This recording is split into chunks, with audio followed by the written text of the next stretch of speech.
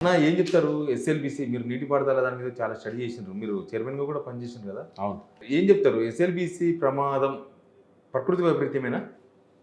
Negligence కూడా కొంత ఉన్నదని అనిపిస్తున్నది. ఎందుకంటే ఈ ఇటీవల వచ్చిన వార్తలను బట్టి హ్మ్.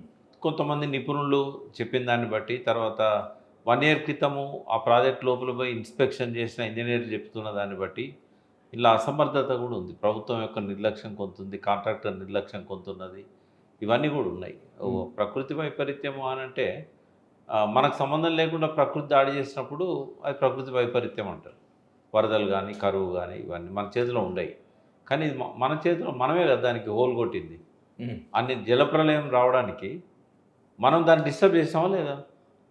ఇప్పుడు ఆ టన్నెల్ అందులో పోయి దాన్ని డిస్టర్బ్ చేయకపోయి ఉంటే ఆ వరద రాకపోయేది, రాళ్ళు రాకపోయేది, ఈ ప్రమాదం జరిగేది కాదు. మరి అక్కడ లోపం స్పష్టంగా కనబడేది ఏంటంటే చాలా కాలంగా అక్కడ వాటర్ లీకేజ్ అవుతున్నది. దాదాపు 8,000 లీటర్ల నీళ్ళు వస్తుండేది అక్కడి నుంచి.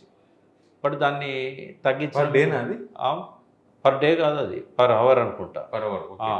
అయితే 8,000 లీటర్ల దగ్గర నుంచి పర్ అవరో పర్ మినిటో కూడా నాకు దాని మీద క్లారిటీ లేదు. బట్ 8,000 లీటర్స్ వచ్చే దగ్గర మేము 3,000 లీటర్లకు దాన్ని సరి చేసినాము. 3,000 లీటర్స్ని మనం డీవాటరింగ్ చేయాల్సి వస్తున్నది అని చెప్పి అన్నారు.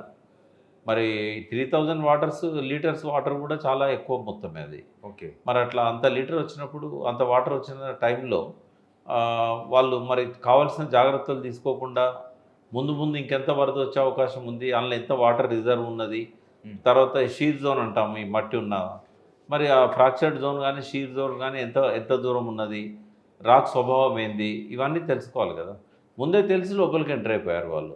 టన్నెల్ అక్కడ ఆ ప్లేస్ టన్నెల్ టచ్ చేసే నాటికే అక్కడ ఈ ప్రమాదం ఉంది, ఈ ప్రాబ్లం ఉంది అనేది తెలుసు.